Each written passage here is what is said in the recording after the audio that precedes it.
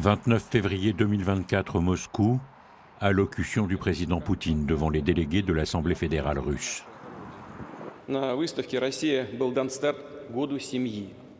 Мы видим, что происходит в некоторых странах, где сознательно разрушают нормы морали, институты семьи, толкают целые народы к вымиранию и вырождению. А мы выбираем жизнь. Большая многодетная семья должна стать нормой, философией жизни общества, ориентиром всей государственной стратегии. В горизонте ближайших 6 лет мы должны добиться устойчивого роста рождаемости. L'URSS a compté près de 300 millions d'habitants. Les Russes ne sont plus que 143 millions. Depuis l'invasion de l'Ukraine il y a 2 ans, la démographie est devenue une priorité absolue du Kremlin. Avec un taux de reproduction de 1,4 enfants par femme, la Russie se dépeuple. C'est problématique en termes de puissance et de chair à canon. Le pouvoir semble prêt à tout pour inverser la tendance.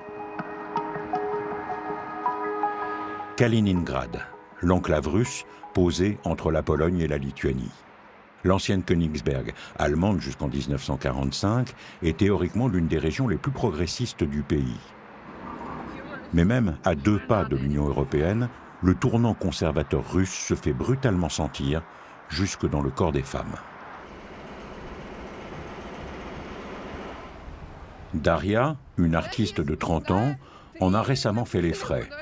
Avant de témoigner, elle retrouve Dasha, une amie militante féministe venue la soutenir. Elle se retrouve près de leur bâtiment favori, l'ancienne maison des soviets, jamais achevée et qui doit être bientôt démolie. Pour ces 2 jeunes femmes aux idées libérales, l'hiver a été difficile. Fin novembre, le gouvernement local criminalise les incitations à l'avortement, comme dans 7 autres régions russes. Peu après, la rumeur se propage d'un bannissement des IVG dans les cliniques privées. C'est à ce moment-là que Daria tombe enceinte. Ne souhaitant pas conserver son enfant, elle va alors être dépassée par les événements. Я начала прозванивать одну за одной частные клиники, и они все мне говорили, что они вообще не будут делать аборты больше.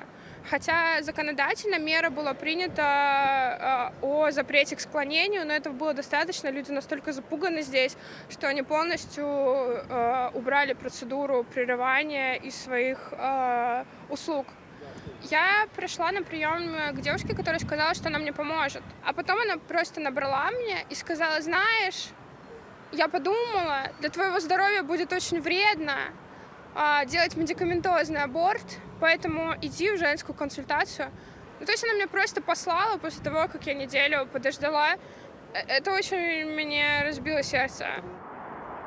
Les cliniques privées de la ville ne voulant plus prendre le risque de déplaire aux autorités, Daria se rend donc à contre-cœur dans un établissement public, bien plus médiocre, mais encore obligé de l'accueillir. L'expérience se révèle pour le moins douloureuse. И я просто ходила, убитая этим гормональной бомбой, которая провоцирует тебе выкидыш, между людьми, которые счастливо ждут там своего ребенка. И я чувствовала себя максимально обесчеловеченной. Меня очень много шеймили за то, что я приняла такое решение, что я недостаточно женственная женщина. Тебе хочется быть окруженной какой-то поддерживающей атмосферой в этот момент. Но если тебя еще осуждают за твое решение, то ты просто находишься как будто бы, я не знаю, это симулятор такой психоэмоциональный ада просто на самом деле. Это очень бьет по автономности. Это очень страшно осознавать, что твое тело тебе не принадлежит.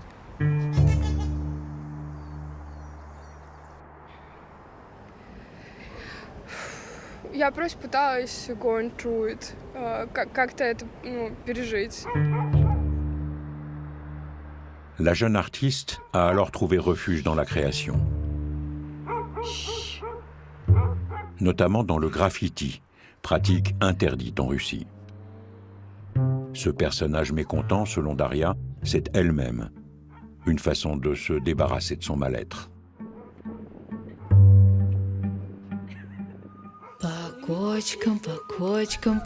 À la télévision russe, les clips sur les joies de la parenté se multiplient.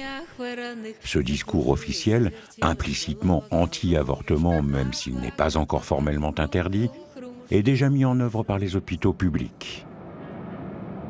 Comme ici, dans le nord russe, en Carélie, à 600 km de Saint-Pétersbourg. À Petrozavodsk, ce centre périnatal est l'une des vitrines du ministère de la Santé locale. Tout est flambant neuf pour pouvoir accueillir les nouveaux petits Russes. Вы сейчас находитесь в перинатальном центре имени Константина Андреевича Уткина. Это центр республиканский нашей республики Карелия. На СМАТ. На СМАТ? Sous la surveillance d'une salariée du gouvernement local, la gynécologue en chef et spécialiste en reproduction nous emmène pour une visite express. Ici, il n'y a quasiment pas de demande d'avortement. La maternité s'occupe bien plus volontiers du bonheur des futures mamans. Это кабинет психолога. Проходите, пожалуйста. Кабинет психолога. Когда у меня женщина уходит с консультации и говорит о том, что мне прям стало хорошо, мне эмоционально стало спокойнее, я готова к родам. Для меня, мне кажется, это такой лучший результат. Вы представьте, проводится ей мониторинг, да, и она слышит сердцебиение своего ребенка, ритм сердца.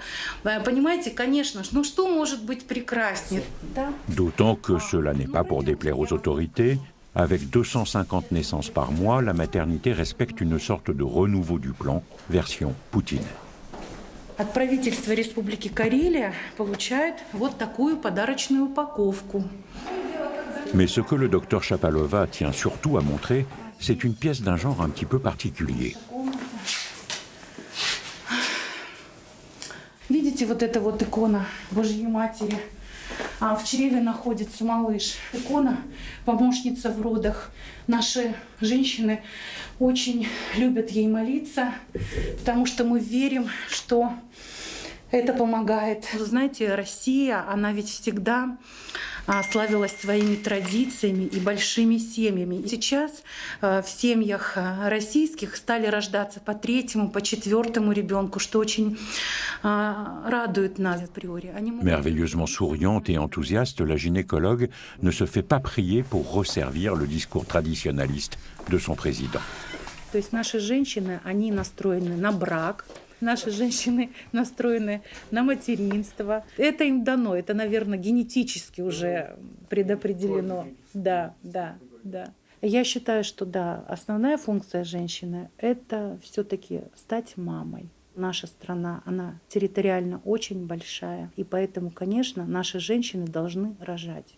И я думаю, что так и будет, и демографическая ситуация в нашей стране со временем она улучшится.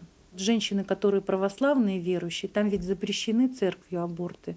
Такие женщины никогда не сделают аборты. Эти женщины будут рожать столько, сколько свыше им дается.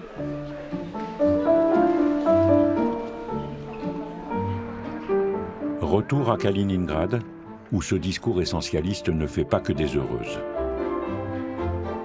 Au-dessus du café Tolstoï, Dasha est venue ce matin dans les locaux de l'association Féminitive. Elle l'a fondée en 2019 pour soutenir les droits des femmes. Lisa, 21 ans seulement, est venue témoigner. Tombée enceinte sans l'avoir prévu en décembre, elle perd son fœtus in utero après 6 semaines. Il y a urgence, mais les cliniques privées de la ville refusent de pratiquer ce qu'elles considèrent comme une IVG. Elle va, elle aussi, connaître l'enfer dans un hôpital public pour femmes. Те 3 дня – это были одни из самых ужасных дней в моей жизни. Потому что, условно, да, у тебя не умер родившийся живой человек, которого ты уже знаешь, но ты прошла через смерть какого-то уже такого немного родного существа. И ты находишься в больничных условиях и вокруг людей, которые абсолютно равнодушны. У тебя появляются вопросы к врачу. А что это за способы, как они проводятся, какая подготовка, какие личные последствия для тебя, что вообще будет потом. И она мне отвечает: посмотрите в интернете. Заходи, это ж к нам. Daria, qui a vécu des déboires similaires, ne connaît pas encore Lisa. Mais elle sait bien que se soutenir dans ces moments-là, c'est important. Пишемся. Я не хотела делать аборт, я хотела сохранить беременность, я хотела сохранить ребенка. То есть у меня была история, например, противоположная от девушки, моей коллеги по несчастью. И оказалось в той ситуации то, что этот закон негативно повлиял и на человека, который изначально хотел ребенка. Мой вердикт тому, что сейчас произошло, несмотря на то, что я на той стороне, где я хочу иметь ребенка, я бы не хотела его заводить в этой стране больше, потому что я не хочу больше переживать эту ситуацию именно здесь. Petite consolation, la jeune femme s'est trouvée une bande de copines. Une bande soudée autour du droit à disposer de leur corps. Dès que les menaces contre le droit à l'IVG se sont précisées, elles ont voulu faire face. В декабре месяце мы планировали устроить большой протест, митинг. Мы очень долго его пытались согласовать. Примерно 3 раза мы подавали заявку на митинг. Нам отказывали под разными предлогами, но в итоге нам согласовали. Но в последний момент нам отказали. Многих наших сторонниц обзванивали сотрудники полиции. Про меня лично тоже узнавали сотрудники ФСБ. La grande manifestation s'est transformée en une série de piquets solitaires, seul mode d'action autorisé en Russie. Mais demander seul devant un siège de région pourquoi les politiques veulent s'introduire dans nos ventres relève tout de même d'un courage certain. Depuis, les militantes de Féminitive continuent à se battre pour défendre leurs sœurs et l'artiste de la bande continue à tricoter quelques rêves. Наш независимый гинекологический кабинет, у которого есть лицензия на то, чтобы давать таблетки. Вся проблема именно вот в этой лицензии. Как, заинтересовались на наше помещение? De Kaliningrad à Moscou, 2 Russies diamétralement opposées n'arrivent plus à communiquer. L'une tournée vers l'Europe, l'autre repliée sur le conservatisme et le souvenir d'une Russie très peuplée, donc puissante. Dans celle-là, le culte du patriotisme est plus encouragé que jamais, dès le plus jeune âge. Comme ici, à Moscou, au Parc de la Victoire, immense espace entièrement dédié au succès soviétique de 1945 face à l'Allemagne nazie. Irina Volinets incarne à la perfection le néoconservatisme poutinien. Mère de 4 enfants, traditionnaliste convaincue, elle est l'une des plus ferventes lobbyistes anti-avortement du pays. Au milieu d'une jeunesse russe en uniforme qui se prépare pour un concert patriotique, cette ancienne députée, désormais haut fonctionnaire, est dans son élément. Elle est encore plus virulente que son mentor du Kremlin. Так называемые западные ценности приводят к вырождению народа. Люди готовы бежать от пропаганды гомосексуализма. У нас ЛГБТ является экстремистской организацией, запрещенной в России. У нас запрещено называть родителей родителем номер 1 и родителем номер 2. У нас принят закон о запрете смены пола. Pour elle, ce n'est pas assez. Elle veut en plus interdire totalement les IVG. Я выступила законодательной инициативой о запрете проведения абортов в частных клиниках не по медицинским показаниям. Я выступила с инициативой о предоставлении возможности врачам получать премию за каждую спасенную жизнь. То есть в случае, когда врач отговорил женщину делать аборт, аборт – это не способ аннулировать беременность, а это способ стать матерью мертвого ребенка. Pour Irina Volinets et ses alliés, la lutte contre l'avortement est aussi importante que la guerre en Ukraine, et cela vaut bien un concert patriotique. За нами действительно сила, за нами победа и дело правое. Друзья мои, спасибо огромное. До новых встреч. Autre acteur du virage conservateur en cours, l'Église orthodoxe. Elle prend une place grandissante dans l'appareil d'État, notamment son tout-puissant patriarche Kirill, un intime du président. Fin novembre, dans la grande salle des fêtes du Kremlin, ils ont à nouveau célébré en grande pompe l'alliance à la russe du sabre et du goupillon.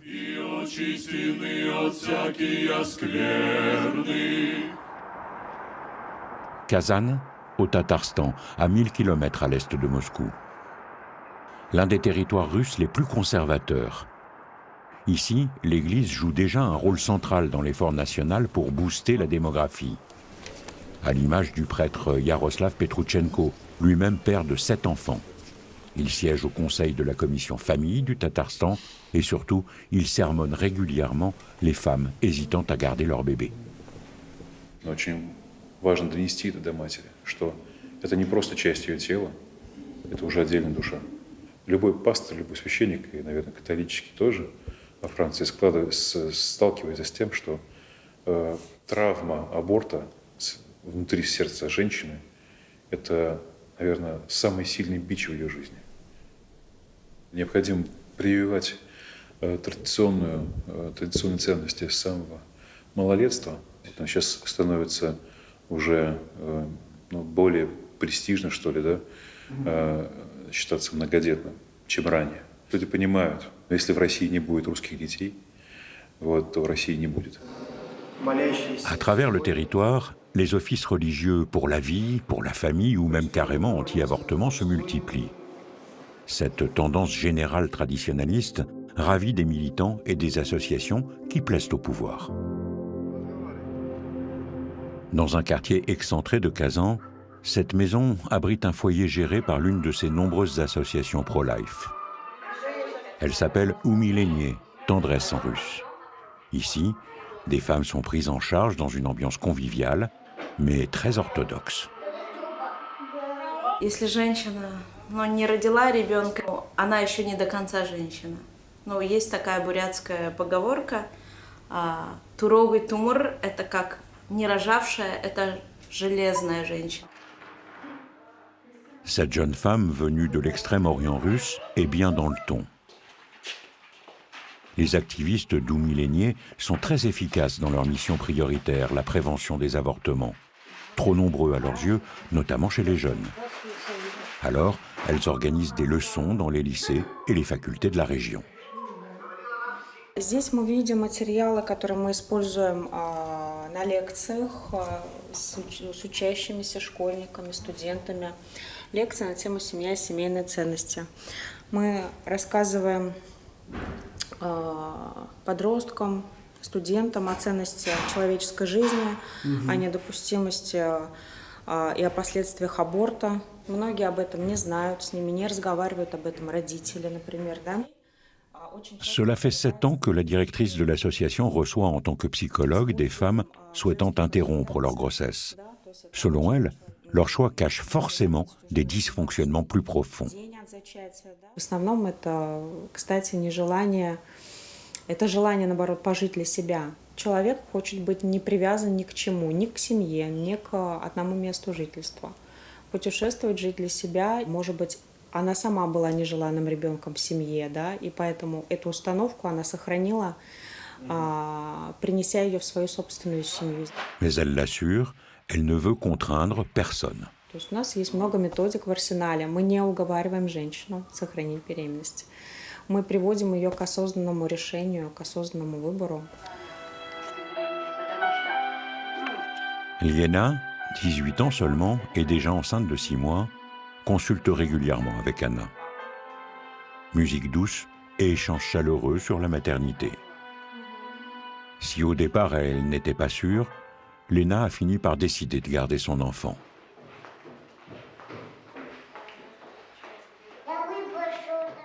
Qu'est-ce qu'elle vous a dit pendant ces sessions? То, что, во-первых, после забеременела первый раз, ты рожаешь первый раз, после первого аборта ты не сможешь иметь детей. Есть большой шанс того, что ты не сможешь иметь. То, что ребенок – это самое главное в жизни. То, что надо рожать, это мой ребенок, он должен увидеть свет. La journée n'est pas terminée pour la psychologue. Il lui reste encore 6 femmes à voir, cette fois dans un planning familial public de Kazan. Consulter un psychologue est obligatoire si ces femmes veulent poursuivre leur démarche pour avorter. Dans certaines régions, elles doivent également être reçues par un prêtre. Retour dans le Grand Nord, Irina Feynman est une spécialiste de l'histoire des questions de maternité. Elle gère une grosse communauté en ligne dédiée aux problèmes liés à la procréation.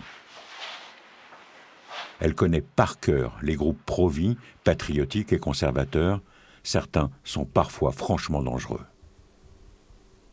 Есть еще некоторые сообщества, которые настроены весьма агрессивно, что интересно, к врачам. Лена Юрьевна, вы не первый раз не даете поговорить с женщинами, ведущими на аборт. Сколько вы получаете премиальных за свою работу? Их деятельность сводится к тому, чтобы пропагандировать идеи, что мы хотим вернуться в Россию, которой никогда не было. Этой России никогда не существовало, когда люди так не жили, и никогда их ценности не были ограничены исключительно тем, чтобы размножаться как плесень. Они просто это принесли, так скажем, вот все сюда и стали использовать для своего карьерного развития, политического, для того, чтобы финансово тоже как-то расти. La militante en veut particulièrement aux politiques et à l'administration qu'elle accuse de trahison.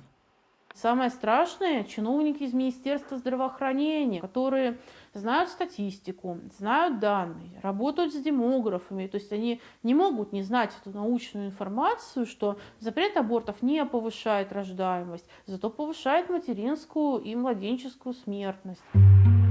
Irina ne fait pas que protester derrière son ordinateur, elle agit. Un projet de loi va être examiné par la Douma à l'automne, visant à fortement restreindre la vente de pilules du lendemain. Avec des ordonnances de médecins amis, elle crée des stocks. Это можно в случае необходимости кому-то отправить в другие города. Débrouillardise à la russe. Irina s'est constitué un réseau d'activistes à travers tout le pays. Toutes ensemble, elles collectent des fonds pour payer ces pilules qui sont devenues assez chères.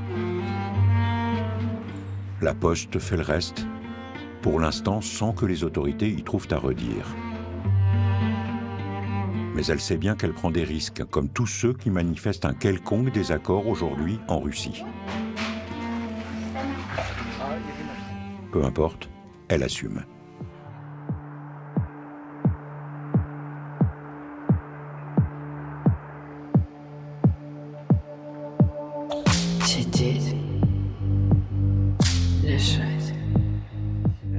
À Kaliningrad, Daria travaille sur ses œuvres et se remet doucement de son épreuve.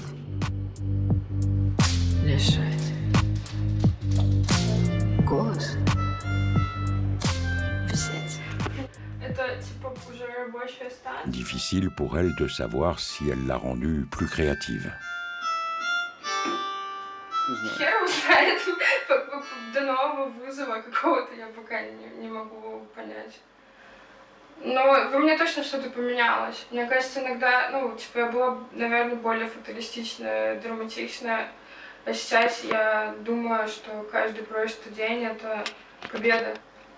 И это моя задача, как можно больше прожить дней. Пережить всех тиранов, вот.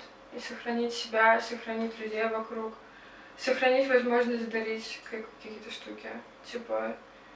Делиться чем-то.